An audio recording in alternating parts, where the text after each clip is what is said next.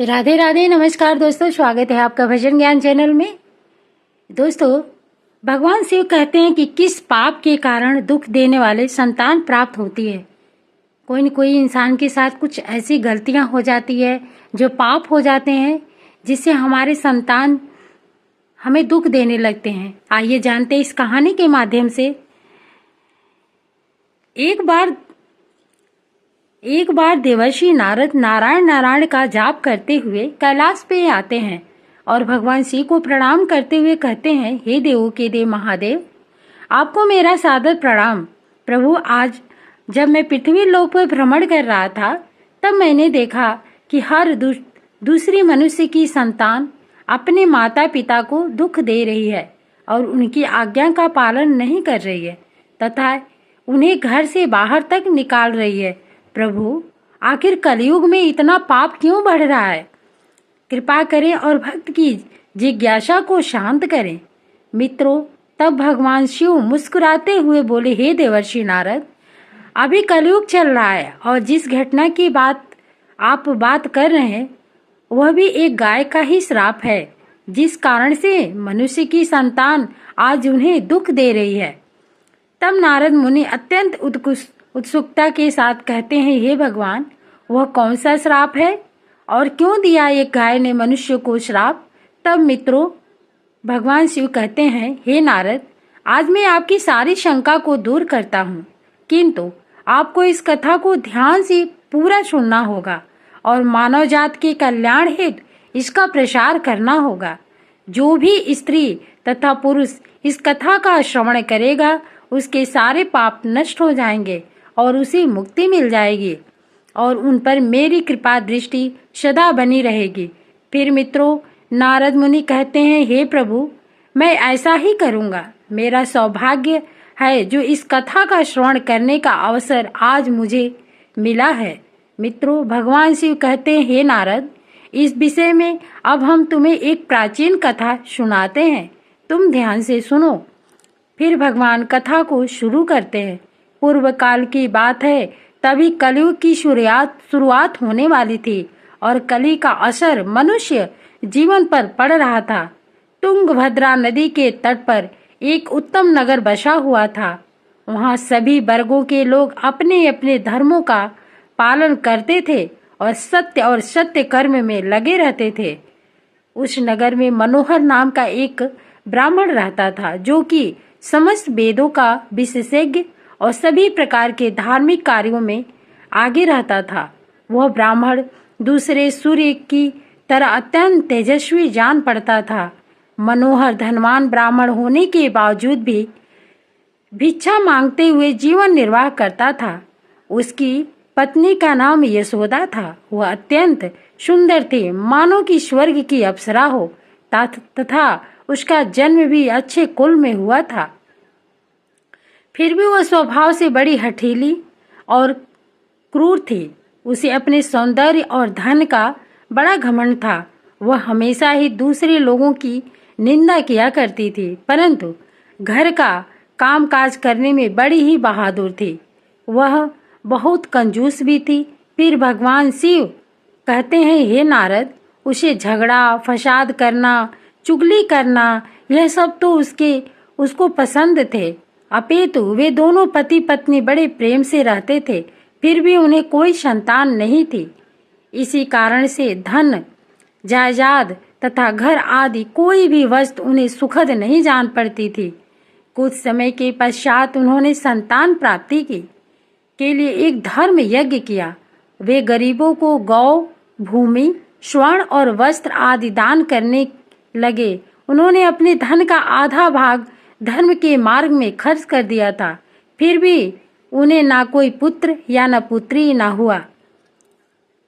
इस कारण से ब्राह्मण को बड़ी चिंता हुई और वह अत्यंत दुखी होकर एक दिन घर छोड़कर वन में चला गया।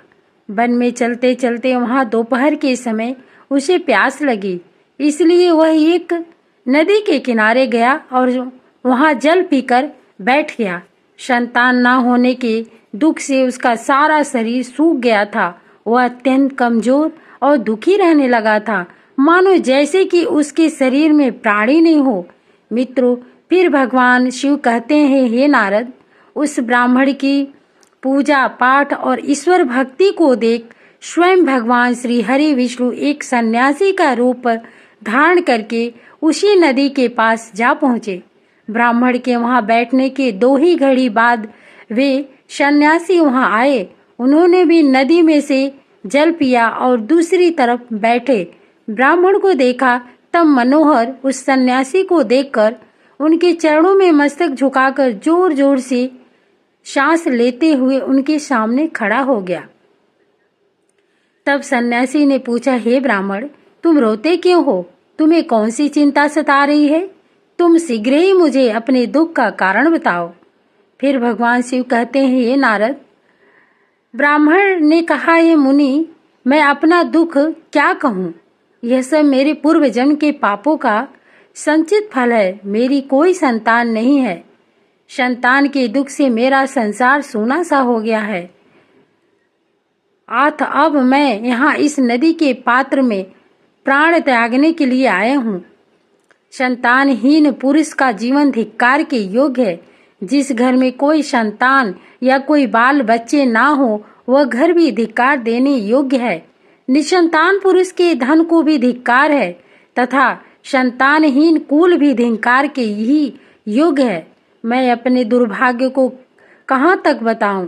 हे मुनि, मैं जिस गाय को पालता हूँ वह भी सर्वदा बंध्या हो जाती है। मैं जिसको सींचता हूँ उस वृक्ष में भी फल नहीं लगते। इतना ही नहीं, मेरे घर में बाहर से जो फल आता है वह भी शीघ्र ही सूख जाता है। जब मैं ऐसा अभागा और संतानहीन हूँ तो इस जीवन को रखने से क्या लाभ है? फिर भगवान शिव कहते हैं, हे नारद, यह कहकर वह ब्राह्मण दुख से व्यथित उठा और उन सन्यासी बाबा के पास फूट फूट कर रोने लगा। सन्यासी के हृदय में बड़ी करुणा भर आई। उन्होंने ब्राह्मण के ललाट में लिखे हुए विधाता के अक्षरों को पढ़ा और सब कुछ जानकर विस्तार पूर्वक कहना आरंभ किया। तब सन्यासी ने कहा, हे ब्राह्मण, सुनो, मैंने इस समय तुम्हारा प्रारब्ध देखा है। उससे मालूम पड़ता है कि 7 जन्मों तक तुम्हारी कोई संतान किसी भी प्रकार से नहीं हो सकती। अब तुम संतान का मोह छोड़ दो, क्योंकि यह महान अज्ञानता है। देखो, कर्म की गति बड़ी प्रबल है। अब तुम विवेक का आश्रय लेकर संसार की वासना त्याग दो। हे वत्स, पूर्व काल में संतान के ही कारण राजा सगर को दुख भोगना पड़ा था। इसलिए अब तुम कुटुंब की आशा छोड़ दो। इसी में तुम्हारी भलाई है। त्याग में ही सब प्रकार का सुख है। तब ब्राह्मण कहता है, हे बाबा, विवेक से क्या होगा? मुझे तो जैसे बने वैसे पुत्र ही दीजिए, नहीं तो मैं शोक से मूर्छित होकर आपके आगे ही प्राण त्याग दूंगा। पुत्र आदि के सुख से हीन यह संन्यास तो सर्वदा नीरस ही है। संसार में पुत्र पत्रों से भरा हुआ गृहस्थ आश्रम सरस है। मित्रों, भगवान शिव कहते हैं, हे नारद, ब्राह्मण का यह आग्रह देख श्री हरि रूपी सन्यासी ने कहा, देखो, विधाता के लेख को मिटाने का हट करने से राजा चित्रकेतु को भी कष्ट भोगना पड़ा था। तुम हट करते जा रहे हो। तुम्हें केवल अपना स्वार्थ ही सूझ रहा है और मैं तुमसे क्या कहूँ? मित्रों, फिर भगवान शिव कहते हैं, हे नारद, अंत में ब्राह्मण का बहुत आग्रह देख सन्यासी ने उसे एक फल दिया और कहा, इसे तुम अपनी पत्नी को खिला देना। इस फल के बीज के कारण उसे एक पुत्र होगा। और हाँ, तुम्हारी स्त्री को बताओ कि वह 1 वर्ष तक सत्य, शौच, दया और दान के नियमों का पालन करते हुए प्रतिदिन एक ही समय भोजन करे। इससे उसका बालक अत्यंत शुद्ध स्वभाव वाला होगा। ऐसा कहकर वे महात्मा चले गए और ब्राह्मण अपने घर लौट आया। वहां उसने अपनी पत्नी के हाथ में वह फल दे दिया तथा उसे फल के कठोर नियमों को समझकर वह स्वयं कहीं चला गया। मित्रों, फिर उसकी पत्नी को कुटिल स्वभाव की थी। वह अपनी सखी के आगे रो रो कर इस प्रकार कहने लगी, अरे सखी, सुनती हो, मुझे तो बड़ी भारी चिंता हो रही है। मैं तो इस फल को नहीं खाऊंगी। इस फल को खाने से मुझे गर्भ रहेगा और गर्भ से पेट बढ़ जाएगा और फिर तो मेरा खाना पीना कम होगा। इस कारण से मेरी शक्ति भी घट जाएगी। ऐसी दशा में तुम ही बताओ, घर का काम धंधा कैसे होगा? यदि किसी कारणवश गांव में लूट पड़ जाए तो गर्भिणी स्त्री भाग कैसे सकेगी? यदि कहीं सुखदेव जी की तरह यह गर्भ भी 12 वर्षों तक मेरे पेट में ही रह गया तो इसे बाहर कैसे निकाला जाएगा? यदि कहीं प्रसव काल में बच्चा टेढ़ा हो गया तब तो मेरी मौत ही हो जाएगी। बच्चा पैदा होते समय बड़ी असहनीय पीड़ा होती है, ऐसा भी मैंने सुन रखा है। मैं तो सुकुमारी स्त्री हूँ, भला उसे कैसे सह सकूंगी? गर्भवती अवस्था में जब मेरा शरीर भारी हो जाएगा और चलने फिरने में आलस्य लगेगा, उस समय मेरी ननद रानी आकर घर का सारा माल धन उड़ा ले जाएंगी। और तो और यह सत्य शौच आदि पालन तो मेरे लिए बहुत ही कठिन दिखाई देता है। जिस स्त्री की संतान होती है उसे बच्चों के लालन पालन में भी कष्ट भोगना पड़ता है।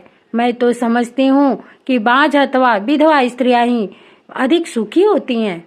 मित्रों, फिर भगवान शिव कहते हैं, हे नारद, इस प्रकार के तर्क लगाते हुए उस ब्राह्मणी ने फल को नहीं खाया। जब पति ने पूछा कि तुमने फल खाया तो उसने कह दिया, हाँ खा लिया। फिर एक दिन उसकी बहन अमृता अपने आप ही उसके घर मिलने आई।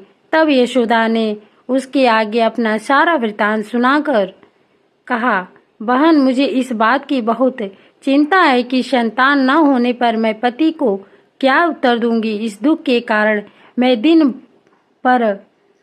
दिन पर दिन कमजोर होती जा रही हूँ। बताओ मैं क्या करूँ? तब उसकी बहन ने कहा, दीदी आप चिंता मत करो, मेरे पेट में भी बच्चा है। प्रसव होने पर वह बालक मैं तुमको दे दूंगी। तब तक तुम गर्भवती स्त्री की सा भांति घर में छिपकर मौज से रहो।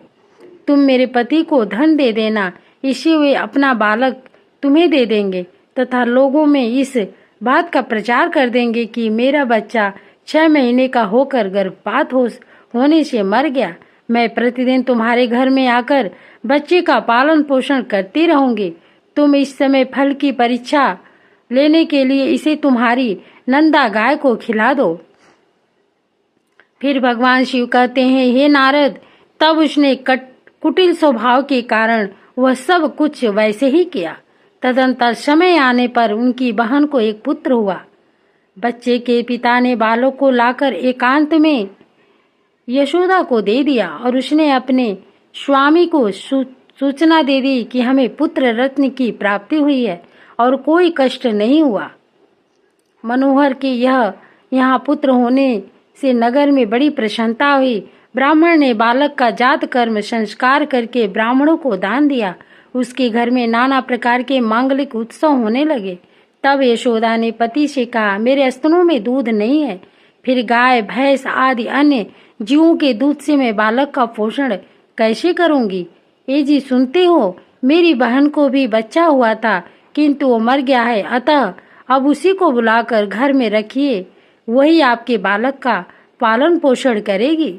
उसके पति ने पुत्र की जीवन रक्षा के लिए वह सब कुछ किया। फिर उन्होंने उसका नाम देव शर्मा रखा। मित्रों, 3 माह बीतने के बाद श्री हरि के फल के आशीर्वाद से ब्राह्मण की गाय नंदा ने भी एक मनुष्य बालक को जन्म दिया, जो सर्वांग सुंदर, दिव्य, निर्मल तथा स्वर्ण के जैसी कांति वाला था। उसे देखकर आत्मदेव को बड़ी प्रसन्नता हुई और उसने स्वयं ही बालक के सब संस्कार किए। यह आश्चर्य का समाचार सुनकर सब लोग उसे देखने के लिए आए और आपस में कहने लगे, देखो भाई, इस समय मनोहर का कैसा भाग्य उदय हुआ है। कितने आश्चर्य की बात है कि गाय के पेट से भी देवता के समान रूप वाला बालक उत्पन्न हुआ, किंतु दयायोग से किसी को भी इस गुप्त रहस्य का पता न लगा। उस बालक के कान गौ के समान थे। यह देखकर मनोहर ने उसका नाम गौकर्ण रख दिया। फिर मित्रों, भगवान शिव कहते हैं, हे नारद, एक दिन की बात है जब मनोहर कहीं बाहर गए थे और यशोदा की बहन भी बीमार पड़ गई थी, इसलिए उसे ही दोनों बालकों को संभालना पड़ रहा था। तभी उसने नंदा गाय का दूध निकालकर केवल अपने ही पुत्र देव शर्मा को पिलाना और गौकोड़ को नहीं दिया। वह हमेशा उससे द्वेष करती थी, उसे बहुत मारती पीटती थी और हमेशा अपशब्द कहती थी। फिर उसी दिन यशोदा के मन में विचार आया कि आज घर पर कोई नहीं है, यही सही मौका है इसे ठिकाने लगाने का, क्योंकि भविष्य में गौकर्ण भी उनकी जायदाद का वारिस बनने वाला था, जबकि उसका ही पुत्र इस सारे धन का अकेला वारिस होगा। इसलिए उसके कुटिल स्वभाव में यह विचार आया कि क्यों ना मैं इसे आज जहर देकर मरवा दूं, और उसने ऐसा ही किया। तब वे दोनों ही बालक मात्र 1 वर्ष के ही थे। यशोदा ने गौकर्ण को उसी की मां नंदा के दूध में जहर मिलाकर उसे पिला दिया, किंतु वह तो स्वयं श्री हरि का आशीर्वाद था, इसलिए वह विष के कारण तड़पते हुए अपनी मां के पास रेंगते हुए जा पहुंचा।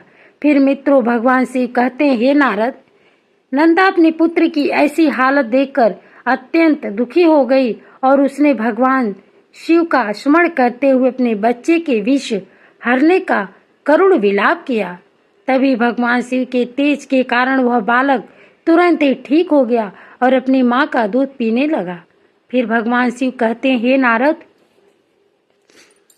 नंदा अत्यधिक क्रोध में आकर यशोदा के अपराधों को देखते हुए उसे श्राप दिया और कहा, हे ईश्वर, अगर मैं सत्यवादी हूँ तो इस संसार को साक्षी मानते हुए समस्त स्त्री जात को यह श्राप देती हूँ कि अगर कोई भी स्त्री अपने या पराये पुत्रों में भेदभाव रखेगी या दूसरों के बच्चों को पीड़ा देगी तो उसके भी पुत्र उन्हें जीवन भर पीड़ा देंगे और उन्हें कष्ट देंगे।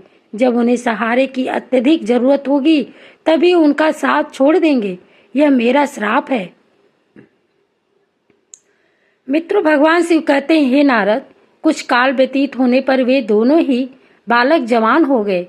उनमें गौकोर्ण तो पंडित और ज्ञानी हुआ, किंतु देव शर्मा महादुष्ट निकला। वह तुच्छ अन्न का सेवन करता, क्रोध में भरा रहता और बुरी बुरी वस्तुओं का संग्रह करता था। भोजन तो वह सबके हाथ का कर लेता था, चोरी करता, सब लोगों से द्वेष बढ़ाता, दूसरों के घरों में आग लगा देता और खेलने के बहाने छोटे बच्चों को पकड़कर कुएं में डाल देता था। जीवों की हिंसा करने का उसका स्वभाव हो गया था। वो हमेशा हथियार लिए रहता और दीन दुखियों तथा अंधों को कष्ट पहुंचाया करता था। चंडाल के साथ उसने खूब मेलजोल बढ़ा लिया था। वह प्रतिदिन हाथ में फंदा लिए कुत्तों की टोली के साथ शिकार की टोह में घूमता रहता था। उसने वैश्या के कुसंग में पड़कर पिता का सारा धन बर्बाद कर दिया। एक दिन तो माता पिता को खूब पीटकर वह घर के सारे बर्तन भाड़े उठा ले गया।